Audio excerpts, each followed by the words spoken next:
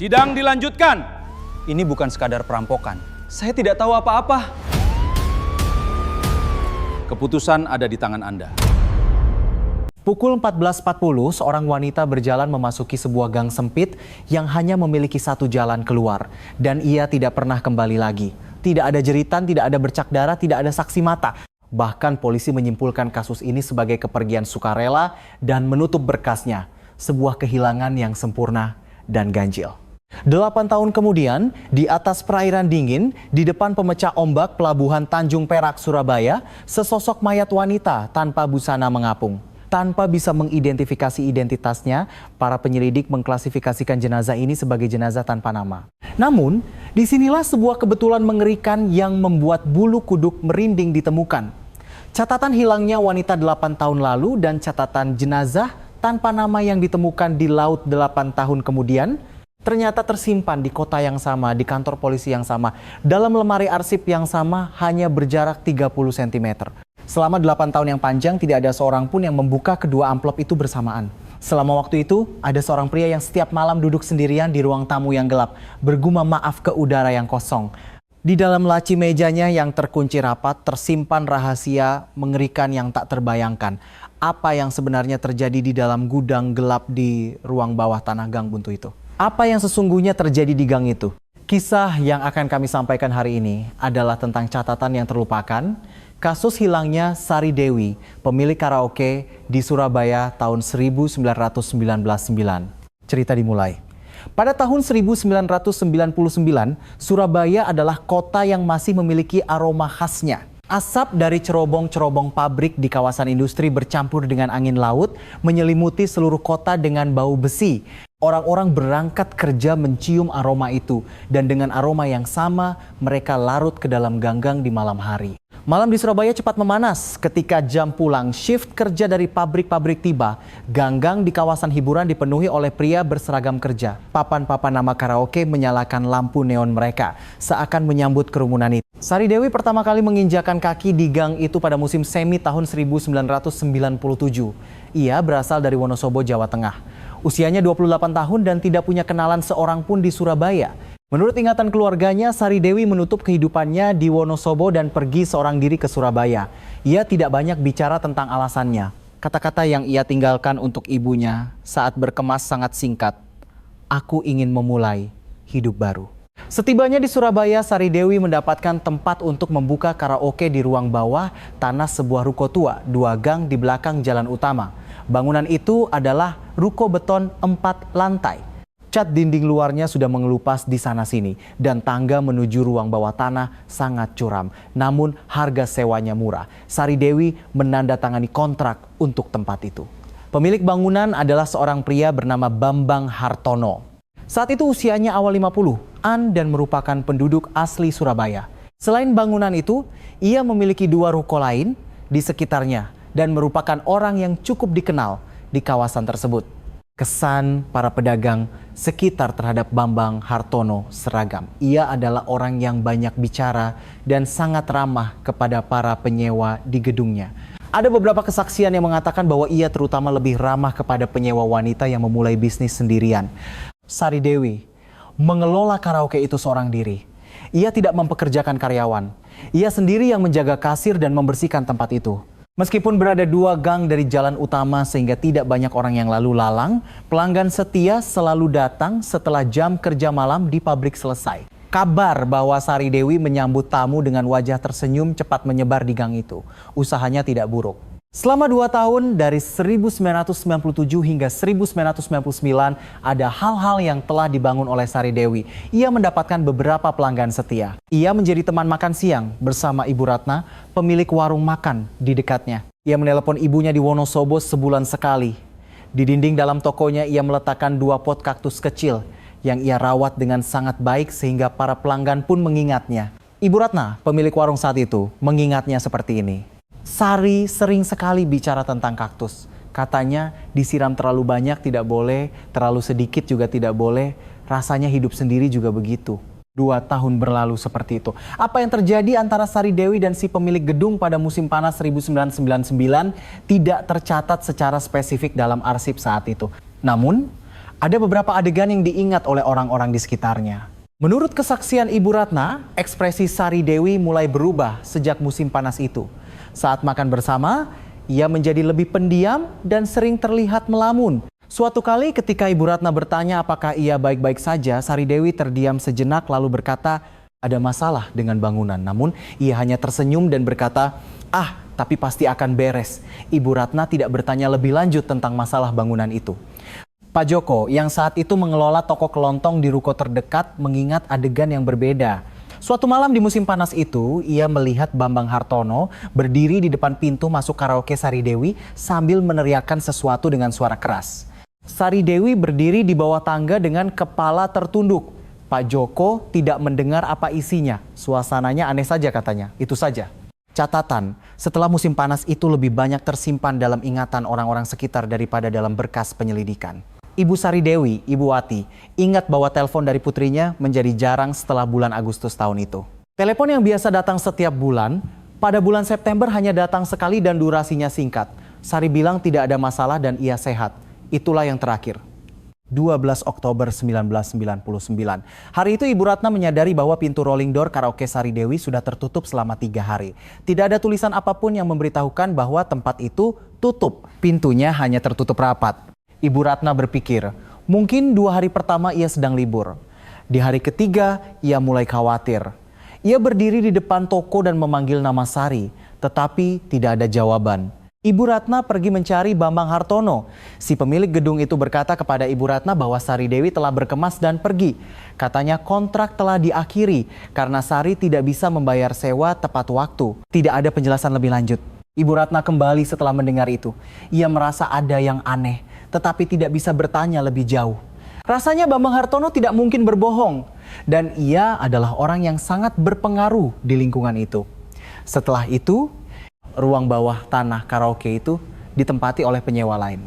Ibu Wati, Ibu Sari Dewi, menunggu selama 2 minggu setelah putus kontak dengan putrinya. Kemudian, ia melaporkan kehilangan ke kantor polisi setempat. Laporan diterima. Namun, petugas yang bertugas menjelaskan kepada sang ibu, untuk kasus wanita dewasa, seringkali mereka memutuskan kontak secara sukarela. Jika tidak ada dugaan tindak pidana, lebih baik menunggu daripada melakukan penyelidikan. Catatan penerimaan laporan orang hilang itu hanya terdiri dari 2 lembar kertas A4. Nama Sari Dewi pun tersimpan di sudut kertas itu. Musim dingin 1999, ganggang di kawasan hiburan Surabaya masih ramai dengan papan-papan neon. Asap masih mengepul dari cerobong-cerobong pabrik. Orang-orang pulang kerja mencium aroma itu dan larut ke dalam ganggang karaoke. Tangga curam yang menuju ke bawah tanah, di ruang bawahnya sudah terpasang nama usaha yang lain. Tidak ada yang memeriksa apakah 2 pot kaktus yang dirawat Sari Dewi masih ada di sudut meja kasir. Nama pemilik gedung itu adalah Bambang Hartono. Penduduk asli Surabaya, seorang kepala keluarga dengan 2 putra. Ia telah hidup bersama istrinya, Endang, selama lebih dari 20 tahun. Di antara teman-temannya, reputasi Bambang Hartono terbagi 2. Satu pihak mengatakan ia adalah orang yang ramah dan setia kawan. Pihak lain mengatakan ia adalah orang yang tidak nyaman untuk didekati. Mengelola 3 ruko di kawasan hiburan adalah aset yang tidak sedikit di kota seperti Surabaya. Bambang tahu fakta itu dan ia juga tahu cara menunjukkannya. Ia membagikan parsel buah kepada para penyewanya setiap hari raya. Ia juga sering berinisiatif membersihkan gang. Bahkan kepada orang yang baru ditemuinya, ia yang pertama mentraktir minum. Meminjam ungkapan Pak Joko, Pak Bambang itu selalu berusaha memberi, bahwa pemberian itu terasa seperti ada perhitungan di baliknya baru bisa diutarakan oleh Pak Joko di kemudian hari. Cara Bambang Hartono pertama kali mendekati Sari Dewi adalah sebagai pemilik yang memperhatikan penyewanya. Itu terjadi sekitar sebulan setelah Sari Dewi membuka karaoke-nya. Bambang turun ke ruang bawah tanah, bertanya apakah usahanya lancar, dan berkata untuk memberitahunya jika ada kesulitan. Sari Dewi mengucapkan terima kasih, itulah awalnya. Menurut ingatan Ibu Ratna, selama beberapa bulan pertama, Bambang sering terlihat berkeliaran di depan toko Sari Dewi. Terkadang seolah-olah ia sedang menghitung jumlah tamu yang masuk dan keluar. Terkadang seolah-olah ia ingin berbicara dengan Sari Dewi. Tidak diketahui bagaimana Sari Dewi memandang Bambang pada awalnya. Namun, ia pernah berkata kepada Ibu Ratna, "Untung Bapak pemiliknya baik sekali. Awalnya saya kira orangnya menakutkan, ternyata tidak." Ia mengatakan itu pada musim dingin 1997. Kemudian tahun 1998 tiba. Sejak musim semi tahun itu, Ibu Ratna ingat bahwa ia semakin sering bertemu dengan Bambang Hartono di dekat toko Sari Dewi pada siang hari. Bangunan lain milik Bambang semuanya berada dalam radius 200 meter, jadi tidak aneh jika ia lalu lalang. Namun Ibu Ratna merasakan ada sesuatu yang berbeda. Cara Bambang memandang ke arah toko Sari Dewi bukanlah tatapan seorang pemilik yang memeriksa penyewanya. Ibu Ratna sulit menjelaskannya dengan kata-kata, hanya saja rasanya tidak nyaman katanya. Ibu Wati, Ibu Sari Dewi mengatakan bahwa ia beberapa kali mendengar cerita tentang pemilik gedung dari putrinya melalui telepon. Isinya tidak spesifik. Namun, ia ingat putrinya pernah berkata, "Baik sih baik, tapi kadang rasanya terlalu dekat." Ibu Wati tidak terlalu memikirkannya saat itu. Ia berpikir, dalam berbisnis, pasti ada saja orang seperti itu. Sejak paruh kedua tahun 1998, perilaku Bambang Hartono berubah. Ia semakin sering menghubunginya terkait pembayaran sewa. Saat itu, karaoke Sari Dewi sudah mulai stabil dan tidak ada catatan tunggakan sewa. Meskipun begitu, Bambang sering datang langsung untuk membicarakan sewa. Ibu Ratna mengatakan, sekitar waktu itu saat makan bersama Sari Dewi, ia pertama kali melihat ekspresi khawatir di wajahnya. Sari Dewi meletakkan sendoknya dan berkata pelan, "Aku tidak tahu bagaimana nasib kontrak bangunan ini." Ketika Ibu Ratna bertanya alasannya, Sari Dewi mengalihkan pembicaraan. Ada satu adegan yang diingat oleh Pak Joko. Itu terjadi pada awal musim panas 1999. Suatu malam ketika Pak Joko hendak menutup tokonya, ia melihat ke arah dalam gang dan melihat Bambang Hartono berdiri di depan tangga masuk karaoke. Sari Dewi berada di bawah tangga, berdiri dengan kepala sedikit tertunduk. Bambang sedang mengatakan sesuatu. Suaranya pelan tetapi nadanya tegas. Sari Dewi hanya berdiri diam, tanpa mengangguk atau menggeleng. Pak Joko menghindari tempat itu. Ia merasa seperti melihat sesuatu yang tidak seharusnya ia lihat.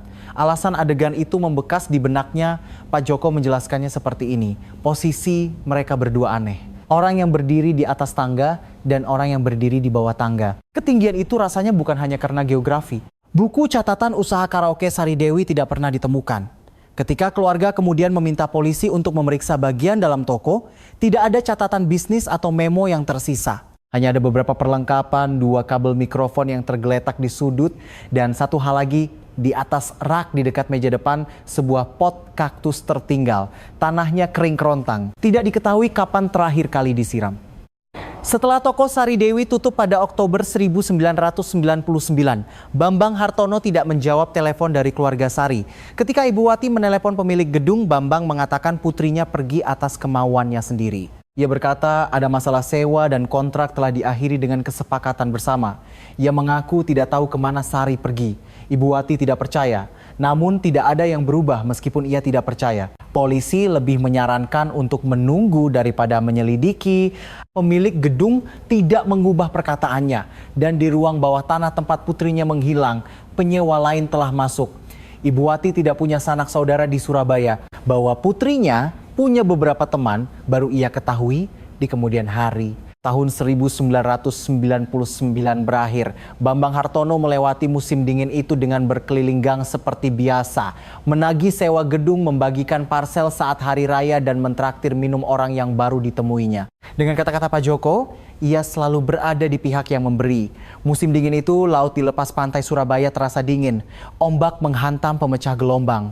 Angin yang bercampur bau besi dan laut berembus hingga ke ganggang. Papan-papan neon di kawasan hiburan tetap menyala di tengah angin itu. Sari Dewi tidak ada di sana. Minggu, 9 Oktober 1999. Hari ini adalah hari terakhir jejak Sari Dewi terkonfirmasi. Lini masa yang kemudian direkonstruksi dalam proses penyelidikan tidak terlalu panjang. Namun, di dalam lini masa yang singkat itu, tersembunyi satu petunjuk yang nantinya akan mengubah segalanya. Pukul 10.30, warung makan Ibu Ratna. Sari Dewi datang lebih awal dari biasanya. Menurut ingatan Ibu Ratna, Sari memesan soto ayam dan hanya makan setengahnya. Ia bukan orang yang biasa menyisakan makanan. Ketika Ibu Ratna bertanya apakah ia tidak nafsu makan, Sari Dewi hanya berkata, hanya sedikit lelah. Lalu ia menambahkan satu kalimat lagi. Ibu Ratna mengingat kata-kata itu seperti ini. Sepertinya aku harus memutuskan minggu ini. Apa yang harus diputuskan? Ibu Ratna tidak sempat bertanya. Sari Dewi tidak ingin bicara lebih lanjut. Pukul 11.20, Sari Dewi terlihat berjalan ke arah jalan utama. Ibu Farida, pemilik laundry di dekat situ, berpapasan dan saling menyapa singkat dengan Sari Dewi. Menurut kesaksian Ibu Farida, Sari Dewi tersenyum dan menyapa seperti biasa. Di tangannya ada sebuah amplop kecil. Apa isinya? Ibu Farida tidak tahu. Pukul 13.05, catatan transaksi sebuah minimarket terdekat. Nama Sari Dewi tidak terkonfirmasi secara langsung. Namun menurut kesaksian pemilik minimarket, sekitar pukul 13.00 seorang wanita yang tampak seperti Sari Dewi membeli 2 botol air mineral dan sebungkus keripik. Penampilan dan pakaiannya cocok. Kredibilitas kesaksian ini diakui dalam proses penyelidikan. Pukul 14.40, inilah yang terakhir. Sosok Sari Dewi terekam oleh kamera CCTV yang terpasang di mulut gang karaoke. Ia sendirian. Punggungnya terekam saat berjalan menuju arah tokonya di dalam gang. Langkahnya tidak lambat. Kepalanya sedikit tertunduk. Dalam rekaman itu, Sari Dewi menghilang ke dalam gang dan tidak pernah keluar lagi. Kamera CCTV hanya terpasang di satu titik di mulut gang. Tidak ada kamera yang merekam bagian dalam gang. Di luar maupun di dalam gedung karaoke tidak ada kamera. Setelah pukul 14.40, tidak ada satupun catatan yang menunjukkan keberadaan Sari Dewi. Jejaknya berhenti sampai di sini. Tidak ada yang menyaksikan apa yang terjadi selanjutnya. Jika dilihat dari riwayat panggilan, ada 2 panggilan masuk ke ponsel Sari Dewi hari itu. Pukul 15.10 dan pukul 17.45, keduanya dari nomor yang sama. Nada sambung berbunyi tetapi tidak ada yang menjawab. Peneleponnya adalah Bambang Hartono. Fakta ini dimasukkan dalam catatan penyelidikan awal. Namun, petugas yang bertanggung jawab menilainya sebagai panggilan dari pemilik gedung kepada penyewa. Diperkirakan itu adalah panggilan terkait sewa. Dalam catatan investigasi tertulis, hubungan antara penelepon dan orang hilang, pemilik dan penyewa, isi percakapan tidak diketahui. Keterangan khusus tidak ada. Ponsel Sari Dewi tidak pernah ditemukan. Tidak ada saksi yang melihat apakah lampu karaoke Sari Dewi menyala sore itu atau apakah ada orang yang masuk dan keluar. Pak Teguh, seorang manajer kantor akuntan yang menggunakan kantor pribadi di lantai 2 gedung, bersaksi bahwa ia berada di dalam gedung hingga sore hari itu. Ketika ditanya apakah ia mendengar suara dari bawah tanah, Pak Teguh menjawab, karena ini gedung tua, suaranya memang mudah bergema. Kadang-kadang mendengar suara dari bawah adalah hal yang biasa. Ia mengatakan tidak yakin apakah ada suara yang terbeya. Ingat pada hari itu, Pak Teguh meninggalkan gedung pada pukul 18.20. Tidak ada catatan apakah ia melihat ke arah ruang bawah tanah saat menuruni tangga atau tidak. Malam tanggal 9 Oktober, Ibu Wati menelpon putrinya, tidak tersambung. Ibu Wati berpikir, mungkin sedang sibuk melayani tamu karaoke, lalu menutup telepon. Ia tahu bahwa putrinya jarang mengangkat telepon saat sedang bekerja. Itulah usaha terakhir sang ibu untuk menelpon putrinya. 2 hari berlalu, lalu 3 hari. Pada hari ketiga, Ibu Ratna merasa aneh melihat pintu rolling door yang terus tertutup. Ia mencari pemilik gedung dan mendengar kabar bahwa Sari telah pergi.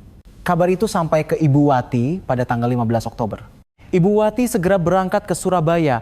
Ia berdiri di depan toko putrinya, tetapi pintu sudah terkunci.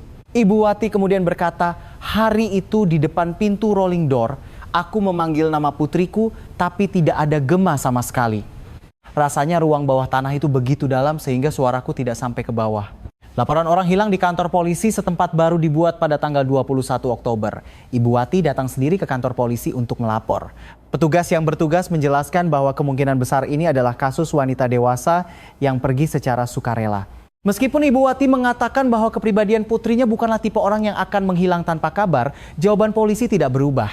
Kasus ini ditangani sebagai pendaftaran orang pergi, bukan sebagai awal penyelidikan. Catatan investigasinya hanya 2 lembar kertas A4. Disinilah muncul pertanyaan pertama. Sari Dewi tidak memiliki catatan tunggakan sewa.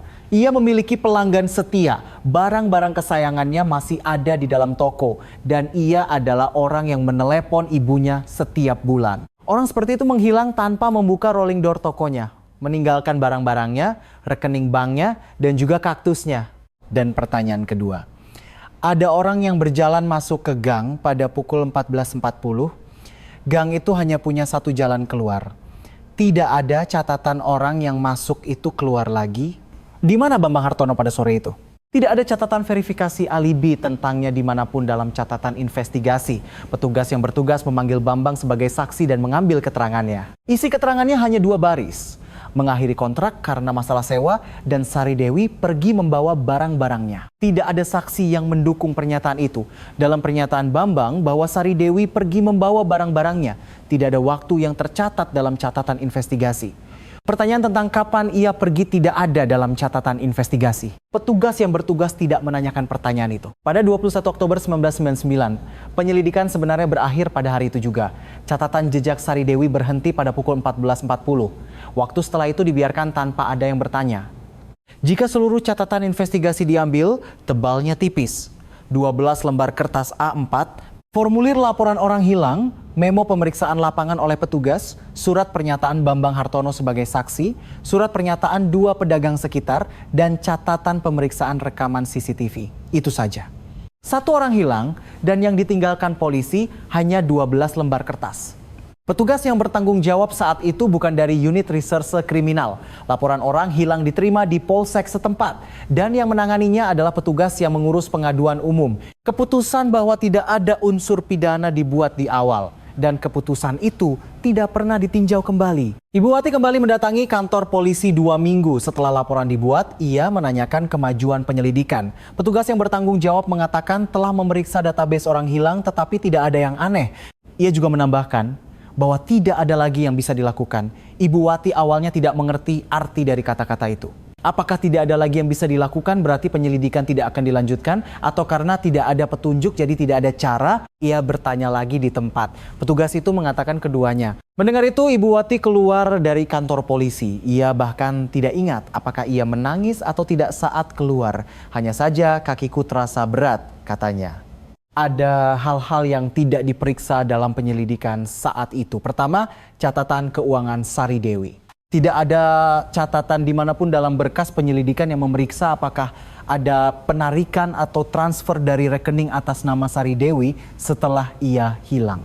Fakta yang kemudian terungkap dalam penyelidikan ulang adalah bahwa rekening Sari Dewi tidak memiliki satupun transaksi setelah 9 Oktober 1999. Tidak ada penarikan, tidak ada setoran. Rekening seseorang yang pergi secara sukarela benar-benar berhenti setelah itu. Jika polisi pada penyelidikan awal memeriksa fakta ini, kesimpulan bahwa ini adalah dugaan kepergian sukarela mungkin akan berbeda. Mereka tidak memeriksanya. Kedua, pergerakan Bambang Hartono. Tidak ada catatan yang menanyakan di mana Bambang pada sore hari tanggal 9 Oktober. Dalam surat pernyataan saksi hanya ada tentang proses pengakhiran kontrak sewa dan bahwa Sari Dewi pergi secara sukarela. Tidak ada jejak dalam catatan apakah petugas yang menerima pernyataan itu menanyakan tentang keberadaan Bambang pada sore itu. Tidak ada dimanapun dalam surat pernyataan itu yang menyebutkan di mana Bambang berada pada sore itu. Ketiga, pemeriksaan bagian dalam gedung. Tidak ada catatan polisi yang secara langsung memeriksa ruang bawah tanah tempat Sari Dewi terakhir kali masuk. Petugas yang bertugas menulis di memo pemeriksaan lapangan, pintu rolling door karaoke terkunci, tidak bisa masuk ke dalam, digantikan dengan keterangan pemilik gedung. Karena pintu terkunci, mereka tidak masuk. Mereka kembali setelah mendengar perkataan pemilik gedung. Polisi baru memeriksa bagian dalam ruang bawah tanah itu 8 tahun kemudian. Saat itu, di unit reserse Polrestabes Surabaya, tidak ada personel yang khusus menangani kasus-kasus yang belum terpecahkan. Kasus orang hilang sebelum dugaan tindak pidana dikonfirmasi bukan menjadi tanggung jawab tim reserse. Kehilangan Sari Dewi sejak awal diklasifikasikan sebagai kepergian sukarela dan tim reserse tidak pernah sekalipun melihat kasus ini. Musim dingin 1999, Ibu Wati bolak-balik antara Surabaya dan Wonosobo untuk mencari putrinya. Ia membuat selebaran, kertas berisi foto Sari Dewi, ciri-ciri dan nomor kontak. Ia menempelkannya di tiang-tiang listrik dan kaca-kaca toko di gang kawasan hiburan. Ia menempel 20 lembar dan setelah 2 minggu, sebagian besar hilang. Ada yang basah karena hujan dan jatuh, ada juga yang disobek orang. Ibu Ratna mengatakan ia tetap menempelkannya di jendela warungnya sampai akhir. Ibu Wati kembali menemui Bambang Hartono. Ia bertanya apa yang terjadi di toko pada hari terakhir putrinya. Bambang mengulangi kata-kata yang sama. Kontrak diakhiri dengan kesepakatan bersama dan Sari Dewi pergi. Ketika ditanya apakah ia membawa barang-barangnya, Bambang berkata, sebagian besar sudah dibawa. Ketika Ibu Wati mengatakan bahwa kaktus putrinya masih tertinggal di dalam toko, Bambang terdiam sejenak lalu berkata, mungkin barang-barang kecil ditinggal. Ibu Wati mengingat keheningan itu. Ketika menceritakan hal itu kepada penyelidik nanti, Ibu Wati mengatakan bahwa keheningan singkat itu terus membekas di benaknya. Saat ia menyebut kata kaktus, ekspresi Bambang mengeras sejenak. Hanya sesaat, jadi aku tidak yakin katanya. Tapi momen itu terasa aneh. Tahun 2000, 1 tahun telah berlalu sejak Sari Dewi menghilang. Tidak ada yang berubah di gang kawasan hiburan itu. Asap mengepul dari cerobong pabrik, papan nama karaoke menyalakan neon, dan bangunan milik Bambang Hartono masih menerima penyewa. Ruang bawah tanah yang dulu dikelola Sari Dewi telah diisi oleh usaha lain, dan orang-orang mulai naik turun tangga curam itu. Ibu Wati datang ke Surabaya setiap bulan Oktober. Ia berdiri di gang tempat putrinya terakhir kali berjalan masuk. Ia memandang ke dalam dari mulut gang. Karena rasanya seperti ada sesuatu yang akan keluar, kata Ibu Wati kemudian. Rasanya putriku akan berjalan keluar dari sana. Jadi aku berdiri di tempat yang sama setiap tahun. 2001, 2002, 2003. Tidak ada yang keluar. Tahun 2004, petugas polisi yang menangani kasus itu pindah ke departemen lain. Catatan hilangnya Sari Dewi dipindahkan ke lemari arsip penyimpanan. 12 lembar kertas A4 dimasukkan ke dalam satu amplop. Di bagian luar amplop tertulis tanggal dan nama Sari Dewi, diterima 21 Oktober 1999, dugaan pergi sukarela. Amplop itu dimasukkan ke dalam lemari arsip. Lemari arsip itu ditutup. Tahun 2005, Ibu Ratna melepaskan selebaran dari jendela warungnya. Kertasnya sudah sangat usang sehingga tulisannya hampir tidak terlihat. Ibu Ratna tidak langsung membuang selebaran itu. Ia menyimpannya di laci kasir untuk sementara waktu. Ia tidak ingat kapan ia membuangnya. Dan musim semi tahun 2007 tiba. Sesuatu ditemukan di perairan Surabaya pada bulan April. Dini hari, seorang awak kapal nelayan yang sedang beroperasi di dekat pemecah gelombang melihat sesuatu mengapung di atas air. Awalnya ia tidak tahu apa itu. Ketika mendekat, ia sadar bahwa itu adalah manusia telanjang, seorang wanita. Ketika polisi yang menerima laporan tiba di lokasi, jenazah itu sudah terdorong ke arah pemecah gelombang. Tidak ada barang bawaan yang dapat mengidentifikasi identitasnya. Pakaian pun tidak ada. Tampaknya sudah lama mengapung di ombak. Laporan awal petugas di lapangan tertulis, jenazah wanita tak dikenal, dugaan tenggelam. Polisi pada awalnya tidak tahu siapa wanita itu. April 2007, laut di lepas pantai Surabaya adalah musim semi. Burung-burung camar hinggap dan terbang di atas beton pemecah gelombang. Saat kabut laut hilang, cuaca cerah memperlihatkan mercusuar di kejauhan. Air laut musim semi lebih cerah warnanya daripada musim dingin, tetapi suhunya masih rendah. Di atas air yang dingin itu, seorang wanita mengapung. Otopsi dilakukan 3 hari kemudian. Ada 2 temuan utama dari laporan otopsi. Pertama, tenggelam. Paru-parunya penuh dengan air laut. Ini berarti napasnya berhenti di dalam air, bukan sebelum masuk ke air. Kedua, ada bekas trauma benda tumpul. Di bagian belakang kepala ada memar. Tidak ada patah tulang, tetapi ada jejak yang diperkirakan akibat benturan atau pukulan dengan benda keras. Laporan otopsi menyimpulkan kedua temuan ini dan menulis, kemungkinan korban kehilangan kesadaran atau gerakannya terbatas akibat kekuatan eksternal sebelum tenggelam tidak dapat dikesampingkan. Namun pada kolom penyebab kematian akhir hanya tertulis tenggelam. Ungkapan kemungkinan tidak dapat dikesampingkan bukanlah sebuah kepastian. Penyidik yang bertugas menerima laporan ini. Tidak ada catatan permintaan otopsi tambahan terkait bekas pukulan di kepala atau peninjauan adanya unsur pidana. Penyidik mengikuti prosedur penanganan jenazah tak dikenal. Pemeriksaan sidik jari dilakukan. Tidak ada catatan yang cocok di database sidik jari. Tidak ada perbandingan dengan database orang hilang. Pada tahun 2007, sistem yang secara otomatis membandingkan informasi jenazah dengan database orang hilang belum ada. Perbandingan harus dilakukan secara manual oleh penyidik yang bertugas. Penyidik itu tidak melakukan prosedur tersebut. Dalam catatan tertulis, identitas tidak dapat dipastikan, dipertimbangkan untuk penanganan sebagai jenazah tanpa keluarga. Di sini muncul pertanyaan ketiga. Laporan otopsi menyebutkan bahwa kemungkinan adanya tindak pidana tidak dapat dikesampingkan. Namun, tidak ada penyelidikan tambahan. Kemana perginya laporan itu? Ke lemari arsip. Lemari arsip di departemen yang menangani kasus kematian di Polrestabes Surabaya saat itu. Laporan otopsi asli dimasukkan ke dalam amplop berkas penanganan jenazah tak dikenal. Di bagian luar amplop tertulis, April 2007 jenazah wanita tak dikenal, dugaan tenggelam. Amplop itu ditutup. Secara kebetulan, amplop itu dimasukkan ke dalam lemari arsip yang sama dengan amplop berisi catatan hilangnya Sari Dewi 8 tahun sebelumnya.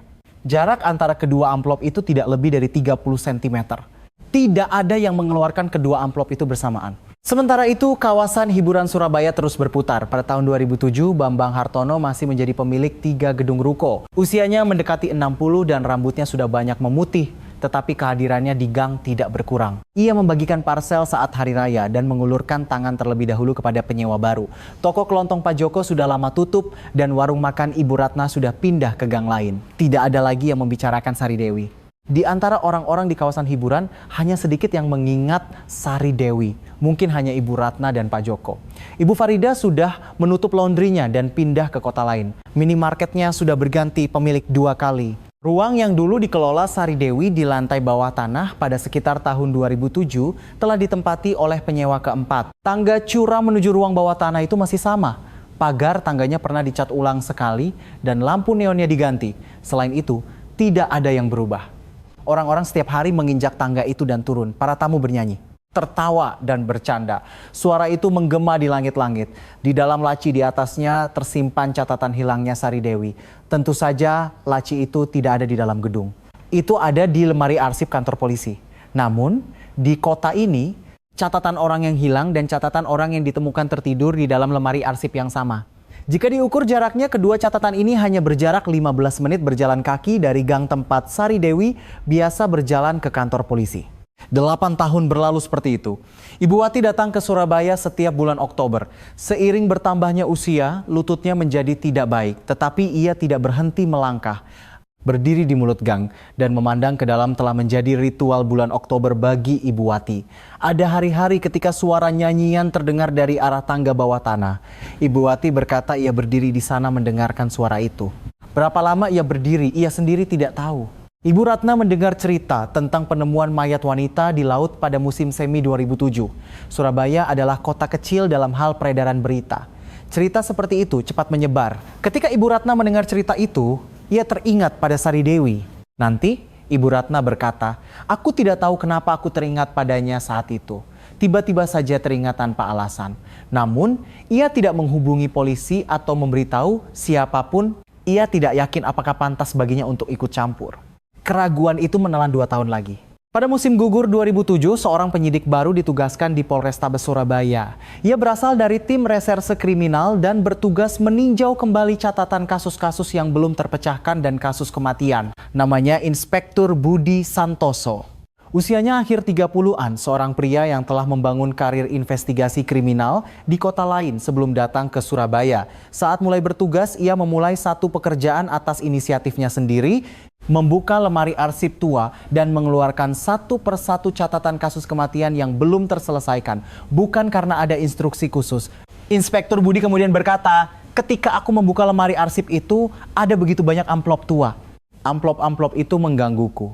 Rasanya seperti ada hal-hal yang seharusnya tidak tertutup, tapi tertutup." Oktober 2007, Inspektur Budi Santoso mengeluarkan sebuah amplop dari lemari arsip. Itu adalah catatan kasus jenazah wanita tak dikenal dari musim semi tahun itu. Ia membuka amplop itu. Ia membentangkan dokumen-dokumen di atas mejanya. Ia membaca laporan otopsi. Bekas pukulan di kepala bagian belakang, tenggelam, tetapi kemungkinan akibat kekuatan eksternal tidak dapat dikesampingkan. Pandangan Inspektur Budi berhenti pada kalimat itu. Untuk beberapa saat, ia membaca kembali laporan itu di tempat. Lalu ia membuka lemari arsip di sebelahnya. Lemari penyimpanan catatan orang hilang dan pergi sukarela. Ia mengeluarkan amplop satu persatu. Amplop ketiga, Sari Dewi diterima 21 Oktober 1999, dugaan pergi sukarela. Inspektur Budi meletakkan kedua amplop itu berdampingan di atas mejanya. Untuk beberapa saat ia duduk diam tanpa berkata apa-apa. Malam itu Inspektur Budi Santoso tidak meninggalkan mejanya hingga larut. Ia membentangkan dokumen dari kedua amplop di atas mejanya dan membacanya bergantian. Catatan hilangnya Sari Dewi dan catatan jenazah wanita tak dikenal.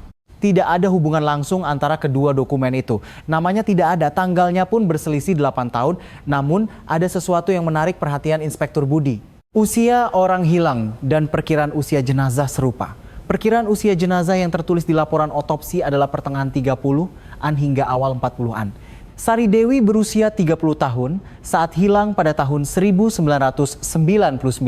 Pada tahun 2007, ia akan berusia 38 tahun, masuk dalam rentang usia. Tinggi badannya juga mirip. Tinggi jenazah diukur 162 cm. Tinggi yang tercatat di laporan orang hilang Sari Dewi adalah 160 cm. Malam itu Inspektur Budi menghubungi ahli patologi yang melakukan otopsi. Ia menanyakan apakah ada ciri-ciri fisik lain pada jenazah. Ahli patologi memeriksa kembali catatannya dan memberitahukan satu hal lagi. Ada bekas luka lama di pergelangan kaki kanan bagian dalam jenazah, bekas luka operasi, panjangnya sekitar 4 cm. Inspektur Budi menelepon Ibu Wati. Ia menanyakan apakah putrinya memiliki bekas luka yang khas di tubuhnya. Ibu Wati terdiam sejenak. Lalu ia berkata, ada bekas luka di pergelangan kaki kanannya. Dulu jatuh waktu SMP dan dioperasi. Bekas operasinya memanjang, katanya. Inspektur Budi terdiam sejenak sambil memegang gagang telepon. Permintaan tes DNA dilakukan keesokan paginya. Sampel darah diambil dari Ibu Wati. Sampel jaringan jenazah telah disimpan saat otopsi. Hasilnya keluar dalam 2 minggu. Selama 2 minggu itu, Inspektur Budi Santoso melakukan pekerjaan lain secara paralel. Ia membaca kembali catatan hilangnya Sari Dewi dari awal. Ia membaca 12 lembar itu berulang kali. Semakin dibaca, semakin terlihat hal-hal yang terlewatkan. Catatan keuangan tidak diperiksa, alibi pemilik gedung tidak diperiksa, bagian dalam lokasi tidak dimasuki. Inspektur Budi menulis ketiga hal ini di buku catatannya dan di bawahnya ia menulis satu nama, Bambang Hartono. Inspektur Budi mulai menyelidiki Bambang Hartono pada saat ini. Sebelum penyelidikan ulang resmi dimulai, ini adalah pemeriksaan pribadi Inspektur Budi. Ia mencari catatan publik yang bisa ia temukan tentang Bambang, sertifikat tanah, pendaftaran usaha, catatan perdata. Dalam proses itu, satu hal menarik perhatiannya. Desember 1999, 2 bulan setelah Sari Dewi menghilang, sebidang tanah atas nama Bambang Hartono dijual. Tanah kecil di pinggiran Surabaya, harga jualnya tercatat 22 juta rupiah. Apakah dijual terburu-buru atau sudah direncanakan tidak bisa diketahui hanya dari catatan, tapi waktunya mencurigakan. Tepat setelah Sari Dewi menghilang, Bambang menjual asetnya. Alasannya tidak diketahui, namun tanggal dan jumlah itu tercatat di buku catatan Inspektur Budi. Di dalam ingatan orang-orang di sekitarnya juga ada cerita tentang Bambang Hartono pada masa itu. Ada sebuah adegan yang diingat oleh Ibu Ratna sekitar setengah tahun setelah Sari Dewi menghilang. Ibu Ratna kebetulan lewat kawasan hiburan karena ada urusan lain dan berpapasan dengan Bambang Hartono. Ibu Ratna menyinggung tentang Sari Dewi. Ia bertanya apakah sudah ada kabar atau tahu di mana Sari berada. Bambang berkata tidak tahu. Saya juga penasaran, katanya. Ketika ditanya apakah kata-kata itu terdengar alami, Ibu Ratna berpikir sejenak lalu berkata, terdengar alami tapi matanya tidak bertemu. Selama berbicara, Pak Bambang tidak menatap mataku. Pak Joko juga punya ingatan serupa. Saat masih mengelola toko kelontongnya setelah Sari Dewi menghilang, setiap kali ia berpapasan dengan Bambang di gang, ia merasakan ada sesuatu yang berbeda. Sulit untuk mengatakan apa yang berbeda secara spesifik. Hanya saja, ia jadi lebih sedikit bicara, katanya. Orang yang biasanya menyapa duluan, kini lebih sering hanya mengangguk dan berlalu. Namun, ingatan yang paling jelas datang dari istri Bambang Hartono, Ibu Endang. Dalam sebuah wawancara dengan penyelidik nanti, Ibu Endang mengatakan hal ini. Sejak tahun 2000, suami saya mulai sering minum. Biasanya ia suka minum, tapi saat itu berbeda. Ia lebih sering minum sendirian, dan setelah minum, ia menjadi pendiam. Suatu kali, ia terbangun di pagi hari dan menemukan suaminya duduk di ruang tamu tanpa menyalakan lampu. Ketika ditanya apakah ia baik-baik saja, ia tidak berkata apa-apa. Ia hanya bangkit dan masuk ke kamar. Ibu Endang mengira itu karena kekhawatiran bisnis. Pada musim semi tahun 2001, ia mulai mengigau. Menurut kesaksian Ibu Endang, Bambang adalah orang yang hampir tidak pernah mengigau. Tetapi sejak musim semi itu, ia sering tiba-tiba berteriak di malam hari atau menggumamkan kata-kata yang tidak bisa dimengerti. Ketika Ibu Endang membangunkannya, Bambang tidak ingat mimpi apa yang ia alami. Suatu kali Ibu Endang mendengar isi igauannya. Ia tidak mengerti semua katanya, namun satu kata terdengar jelas, Sari. Awalnya Ibu Endang mengira itu adalah namanya Endang. Endang dan Sari adalah nama yang berbeda. Tetapi karena mendengarnya dalam keadaan mengantuk, ia salah dengar. Tapi saat ia mendengarnya untuk kedua kalinya, jelas berbeda. Ia berkata, Sari. Ibu Endang tidak tahu siapa nama itu saat itu. Pada tahun 2003, Ibu Ratna memperhatikan bahwa Bambang Hartono menghindari tempat-tempat tertentu. Meskipun Ibu Ratna telah memindahkan warungnya, ia kadang-kadang masih melewati gang lama dan menyadari bahwa Bambang tidak akan pergi ke arah gedung tempat karaoke Sari Dewi berada kecuali ada urusan. Gedung itu juga milik Bambang. Aneh, jika seorang pemilik gedung menghindari gedungnya sendiri. Ibu Ratna saat itu hanya menganggapnya biasa saja. Sekitar musim semi 2007 ketika berita tentang penemuan mayat wanita di laut beredar, Suatu hari Ibu Ratna kebetulan berpapasan dengan Bambang Hartono di kawasan hiburan. Ia menyinggung soal berita laut itu. Mengerikan sekali ya, kasihan tidak ada identitasnya katanya. Saat Bambang mendengar kata-kata itu, Ibu Ratna melihat sesuatu di wajahnya. Nanti Ibu Ratna menggambarkannya seperti ini, wajahnya pucat pasi. Aku melihat warna hilang dari wajahnya. Itu hanya sesaat, tapi ia melihatnya dengan jelas.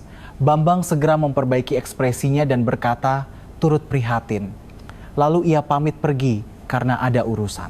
Hari itu, Ibu Ratna pulang ke rumah dan duduk termenung lama. Ia teringat Sari Dewi, ia teringat wanita yang ditemukan di laut, ia teringat warna yang hilang dari wajah Bambang. Ibu Ratna berpikir lama apakah harus menghubungi polisi. Akhirnya hari itu ia tidak melakukannya. Dan pada bulan Oktober 2007 itu, hasil tes DNA tiba di meja Inspektur Budi Santoso. Hasilnya hanya satu baris. Jenazah wanita tak dikenal yang ditemukan di perairan Surabaya pada musim semi 2007 dan sampel darah yang diambil dari Ibu Wati. Profil DNA-nya cocok. Wanita yang mengapung di laut itu adalah Sari Dewi. 8 tahun. Selama 8 tahun, nama itu tertidur di bawah tulisan dugaan pergi sukarela. Pada hari hasil tes DNA keluar, Inspektur Budi Santoso menelepon langsung Ibu Wati. Sebelum mengangkat telepon, ia berpikir lama bagaimana cara menyampaikan hasilnya. Bukan kabar baik. Bukan kabar bahwa putrinya masih hidup. Namun mengetahui sesuatu mungkin lebih baik daripada tidak tahu apa-apa selama 8 tahun. Inspektur Budi berbicara perlahan. Ibu Wati di seberang sana tidak berkata apa-apa. Hening lama, lalu Ibu Wati berkata, jadi di sana dia berada katanya, di laut rupanya. Itu saja. Ibu Wati setelah menutup telepon tidak menghubungi siapapun untuk sementara waktu. Ia kemudian berkata bahwa ia sudah tahu sejak beberapa waktu lalu bahwa putrinya sudah tidak ada di dunia ini. Namun, mengetahui dan mendapatkan konfirmasi adalah dua hal yang berbeda. Betapa besar perbedaannya baru ia sadari hari itu. Penyelidikan ulang resmi dimulai segera setelah hasil DNA keluar. Tim Reserse Polrestabes Surabaya mengambil alih kasus ini. Inspektur Budi Santoso ditunjuk sebagai kepala penyelidik. Kasus ini bukan lagi kasus orang hilang. Ini adalah kasus kematian dengan identitas yang terkonfirmasi. Dan laporan otopsi secara eksplisit menyebutkan kemungkinan adanya tindak pidana. Titik awal penyelidikan hanya satu, bagaimana Sari Dewi bisa sampai ke laut. Hal pertama yang dilakukan Inspektur Budi adalah kembali ke tanggal 9 Oktober 1999. Ia membangun kembali lini masa hari itu. Pukul 10.30 warung Ibu Ratna. Pukul 11.20 pertemuan dengan Ibu Farida. Pukul 13.05 minimarket. Pukul 14.40 rekaman CCTV di Mulut Geng. Catatan berhenti di sana. Tidak ada catatan Sari Dewi keluar lagi setelah berjalan masuk ke geng. Gang itu hanya punya satu jalan keluar. Inspektur Budi berjalan sendiri di gang itu. Ia berjalan dari mulut gang ke depan gedung. Ia mengukur waktunya, 50 detik. Jika Sari Dewi masuk ke gedung dalam 50 detik itu fakta bahwa ia tidak keluar lagi kemungkinan besar bukan karena kepergian sukarela. Karena tidak ada tempat lain untuk masuk selain gedung di gang itu. Pemeriksaan bagian dalam gedung dilakukan keesokan harinya. Ruang bawah tanah tempat Sari Dewi terakhir kali masuk, tempat yang telah berganti penyewa 4 kali selama 8 tahun. Lantainya telah dilapisi karpet baru dan dindingnya menunjukkan bekas pengecatan ulang berkali-kali. Bentuk aslinya tidak tersisa, namun strukturnya sendiri tidak berubah. Di bagian dalam ruang bawah tanah ada sebuah gudang kecil. Pintu gudang terkunci. Mereka membukanya dengan paksa. Di dalam gudang, tumpukan barang-barang bekas. Kotak-kotak tua, kabel putus, kaleng cat, dan di sudut sebuah kasur tua berdiri. Di sudut pertemuan antara dinding belakang kasur dan lantai, ada noda hitam. Noda yang sudah lama mengeras. Tim forensik mengambil sampelnya, reaksi darah positif dilanjutkan dengan tes DNA. Hasilnya keluar 2 minggu kemudian, cocok dengan golongan darah Sari Dewi. Tes DNA juga menunjukkan kecocokan. Noda darah di dinding sudut gudang itu adalah milik Sari Dewi. Sari Dewi pernah berada di dalam gudang itu. Setelah berjalan masuk ke gang, sesuatu terjadi di dalam gudang bawah tanah gedung itu. Dan setelah itu, ia berakhir di perairan Surabaya. Bagaimana ia bisa sampai di sana masih belum diketahui. Namun, noda darah di dinding gudang mengatakan bahwa ada sesuatu yang terjadi di antaranya. Inspektur Budi memanggil Bambang Hartono. Itu bulan November 2007. Bambang memenuhi panggilan itu. Usianya mendekati 60, rambutnya sudah sepenuhnya memutih. Saat duduk berhadapan dengan penyelidik, Bambang awalnya tenang.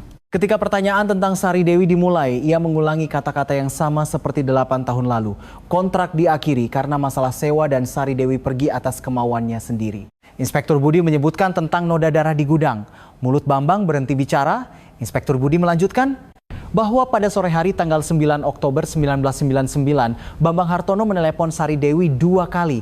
Kedua panggilan tidak tersambung. Setelah waktu itu, Sari Dewi masuk ke gang dan tidak pernah keluar lagi. Dan di gudang bawah tanah ditemukan noda darah Sari Dewi. Bambang tidak berbicara untuk waktu yang lama. Menurut catatan investigasi, keheningan itu berlangsung selama 2 menit. Inspektur Budi menunggu. Bambang membuka mulutnya. Ia berkata ia tidak ada di gedung pada sore itu.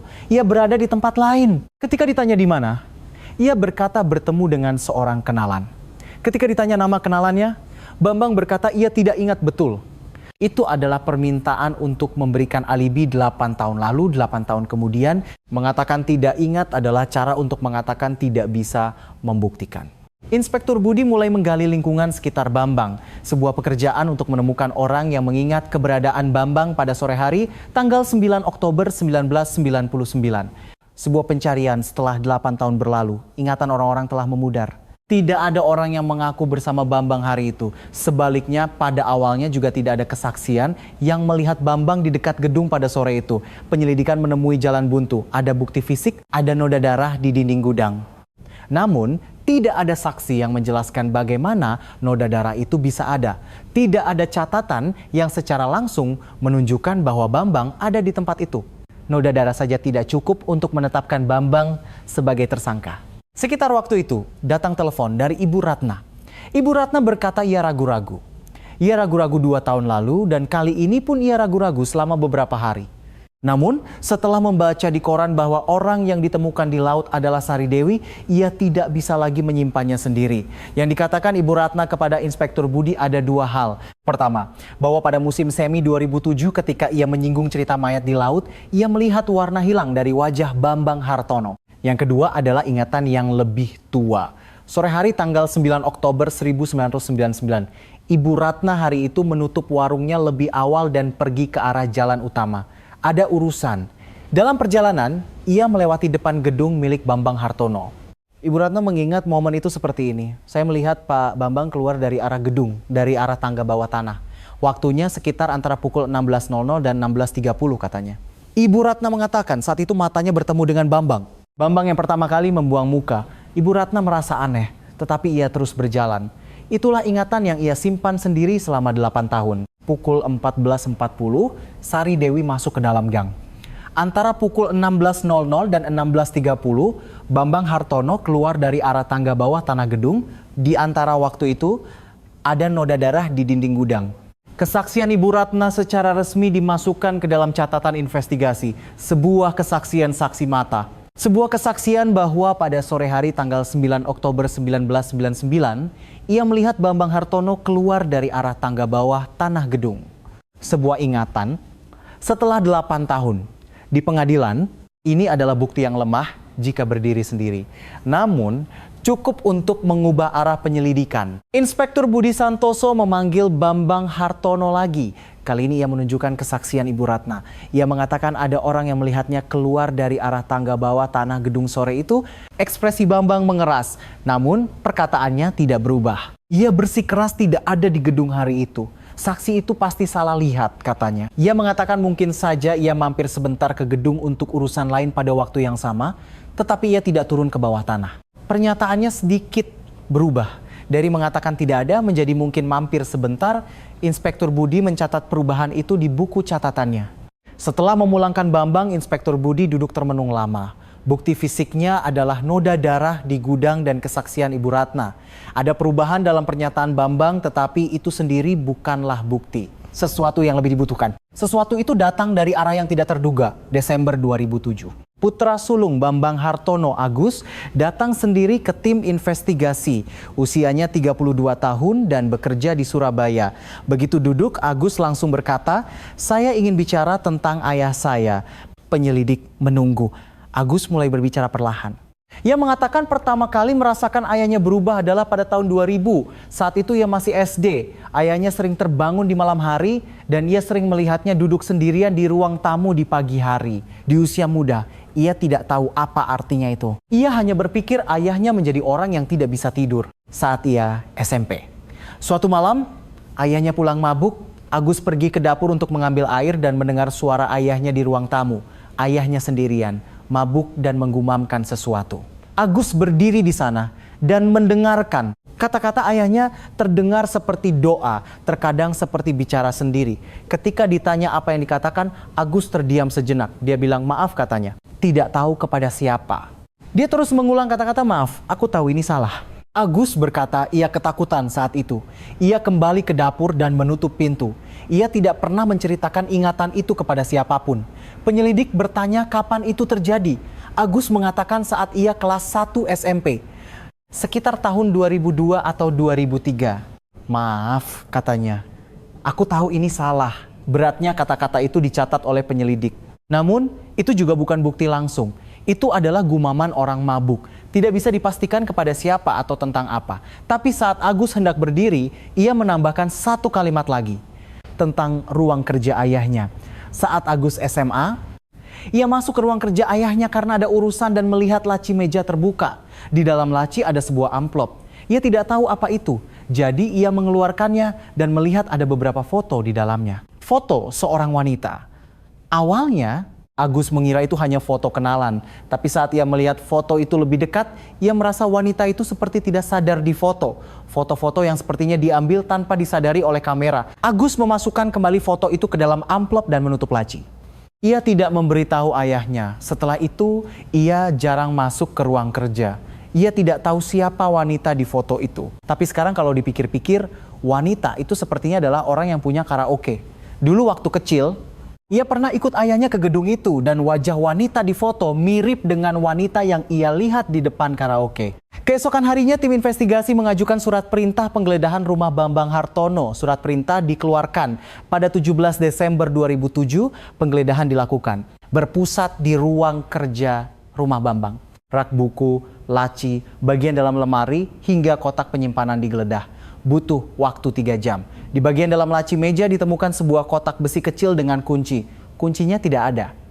Dibuka paksa. Di dalamnya ada 2 amplop. Amplop pertama berisi foto. Foto-foto yang dikatakan Agus ia lihat saat SMA. Beberapa lembar. Foto seorang wanita berjalan di gang, berdiri di depan toko, sedang makan siang. Posenya tidak sadar kamera.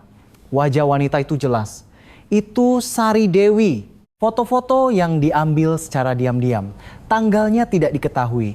Tetapi dari musim di dalam foto diperkirakan antara tahun 1998 dan 1999. Amplop kedua dibuka.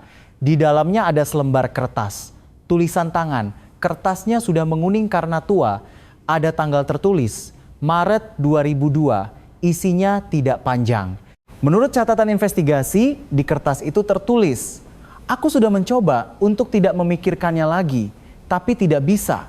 Aku tahu apa yang telah kulakukan." Dan di baris terakhir tertulis, "Sari, maafkan aku." Ruang kerja menjadi sunyi. Salah satu penyelidik yang ikut dalam penggeledahan kemudian berkata, "Saat aku mengambil kertas itu, tanganku gemetar. Kertas tua, tapi tulisannya jelas." Setiap hurufnya ditekan dengan jelas. Bambang Hartono ditangkap sore itu juga.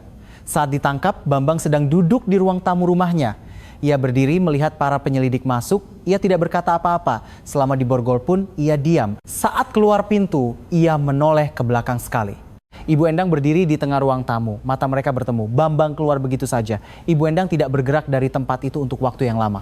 Ketika seorang tetangga kemudian mengunjunginya, Ibu Endang terduduk di lantai ruang tamu. Ia tidak menangis. Hanya duduk saja katanya. Mungkin baru saat itulah ia sadar nama siapa yang ada dalam igawan suaminya. Bambang Hartono tidak membuka mulutnya selama 3 hari. Setelah penangkapan darurat, surat perintah penahanan dikeluarkan. Tuduhan pembunuhan, Bambang menggunakan haknya untuk diam sejak ditahan. Ia tidak menjawab pertanyaan penyelidik. Ia minum air, makan nasi dan tidur, tapi ia tidak berbicara. Pada sore hari ketiga, Inspektur Budi Santoso masuk ke ruang interogasi. Ia duduk berdua saja dengan Bambang. Inspektur Budi tidak mengeluarkan dokumen, ia juga tidak membuka buku catatannya. Ia hanya duduk berhadapan. Untuk beberapa saat, tidak ada yang bicara. Inspektur Budi yang pertama kali berbicara, ia mengatakan bahwa Ibu Sari Dewi datang ke Surabaya setiap bulan Oktober. Ia berdiri di mulut gang, tempat putrinya terakhir kali berjalan masuk. Menunggu karena rasanya putrinya akan berjalan keluar. Ia melakukannya selama 8 tahun. Tahun ini pun ia datang. Bahkan setelah hasil DNA keluar, saat bulan Oktober tiba, ia datang lagi ke gang itu. Inspektur Budi hanya berbicara sampai di situ. Bambang Hartono menatap tangannya yang tergeletak di atas meja, tangannya perlahan mengepal, lalu terbuka. Itu berulang beberapa kali. Inspektur Budi menunggu. Setelah keheningan yang panjang, Bambang membuka mulutnya. Bicaranya lambat. Kalimatnya keluar satu persatu. Pernyataan Bambang Hartono yang tercatat dalam catatan investigasi adalah sebagai berikut. Sore hari tanggal 9 Oktober 1999 Bambang turun ke karaoke di bawah tanah. Ia punya permintaan pada Sari Dewi. Permintaan di luar kontrak sewa. Sari Dewi menolak. Bambang tidak menerima penolakan itu. Terjadi percekcokan. Mereka terdorong masuk ke dalam gudang. Sari Dewi melawan. Bambang menguasainya. Dalam proses itu kepala Sari Dewi terbentur dinding. Sari Dewi kehilangan kesadaran. Bambang berhenti bicara di sana. Inspektur Budi menunggu. Bambang bicara lagi. Awalnya ia pikir hanya pingsan, tapi ternyata tidak. Saat ia memeriksa napasnya sudah tidak ada. Ruang interogasi menjadi sunyi. Pengakuan Bambang terputus sejenak di sana. Inspektur Budi menunggu kelanjutannya. Bambang melanjutkan. Ia berkata ia menunggu sampai malam. Menunggu sampai tidak ada orang lagi di gedung. Lalu ia membawanya ke mobil. Ketika ditanya kemana ia pergi, Bambang berkata ke pemecah gelombang. Pemecah gelombang di utara Surabaya. Di sana ia membuangnya ke laut. Ketika ditanya apa yang terjadi dengan pakaian Sari Dewi, Bambang tidak menjawab. Ia diam lama. Lalu ia berkata, aku membakarnya. Di mana ia membakarnya? Ia tidak mengatakan. Ketika ditanya mengapa ia melakukannya, Bambang diam lama untuk pertanyaan itu. Akhirnya ia tidak menjawab. Alasannya tidak pernah ia katakan. Dalam catatan investigasi tertulis bahwa ia menolak memberikan keterangan tentang alasannya. Setelah pengakuan selesai, Bambang kembali diam. Inspektur Budi Santoso keluar dari ruang interogasi. Ia berhenti sejenak di koridor. Ketika ditanya bagaimana perasaannya saat mendapatkan pengakuan itu, Inspektur Budi kemudian berkata tidak lega. Rasanya seperti luka lama yang terbuka. Luka yang tidak cepat ditangani dan dibiarkan lama akan lebih sakit saat dibuka. Dalam penyelidikan selanjutnya, beberapa hal lagi terkonfirmasi. Sebuah kesaksian yang terlambat muncul bahwa mobil Bambang Hartono terlihat di dekat pemecah gelombang utara Surabaya pada malam tanggal 9 Oktober 1999. Saksi adalah seorang pemancing malam di dekat pemecah gelombang saat itu. Ia melihat sebuah mobil berada di ujung pemecah gelombang antara pukul 23.00 dan tengah malam. Lalu kembali saat itu ia tidak merasa aneh. Karena pemancing malam kadang-kadang memarkir mobil mereka di sana. Malam itu angin kencang, suara ombak keras. Pemancing itu tidak bisa melihat apa yang dilakukan orang yang turun dari mobil karena gelap. Alasan mayat Sari Dewi ditemukan pada musim semi 2007 diperkirakan karena arus laut. Arus di perairan Surabaya memiliki aliran dari utara ke selatan. Dan di bagian yang dalam, mayat bisa tidak muncul ke permukaan untuk waktu yang lama. Apakah waktu 8 tahun itu memungkinkan? Ahli forensik mengatakan tidak biasa, tetapi tidak bisa dikesampingkan. Satu pertanyaan tersisa, foto-foto Sari Dewi yang diambil secara diam-diam. Ketika ditanya sejak kapan Bambang mulai memotret Sari Dewi dengan cara seperti itu, Bambang tidak menjawab. Waktu pengambilan foto tidak dapat dipastikan secara akurat. Namun, hasil analisis menunjukkan bahwa dari jenis kertas foto yang paling awal diperkirakan berasal dari paruh kedua tahun 1997. Kurang dari setengah tahun sejak Sari Dewi datang ke Surabaya. Ia menyimpan foto-foto itu selama 8 tahun. Pada tahun 2002, ia menulis di atas kertas. Sari, maafkan aku, tulisnya. Sambil melakukan itu, ia tidak memberitahu siapapun. Ia tidak pergi ke polisi. Ia tidak menghubungi keluarga korban. Selama Ibu Wati mencari putrinya, Bambang menyimpan amplop foto itu di dalam laci yang terkunci. Ia menulis maaf, tetapi tidak pernah mengatakannya. Persidangan dimulai tahun berikutnya, jaksa menuntutnya dengan pasal pembunuhan. Di pengadilan, Bambang Hartono mempertahankan pengakuannya. Namun, ia mengklaim tidak ada niat untuk membunuh. Itu adalah kecelakaan yang tidak disengaja, katanya. Pengacaranya juga berargumen dengan logika yang sama. Kematian yang tidak disengaja, dan tindakan setelahnya dilakukan dalam keadaan panik. Pihak penuntut menunjukkan foto-foto yang diambil diam-diam, memo tulisan tangan tahun 2002, dan tindakan penyembunyian selama 8 tahun. Jika tidak disengaja, untuk apa foto-foto ini? Tanya jaksa. Jika dalam keadaan panik, mengapa butuh 8 tahun? Ruang sidang hening. Ibu Wati duduk di kursi penonton.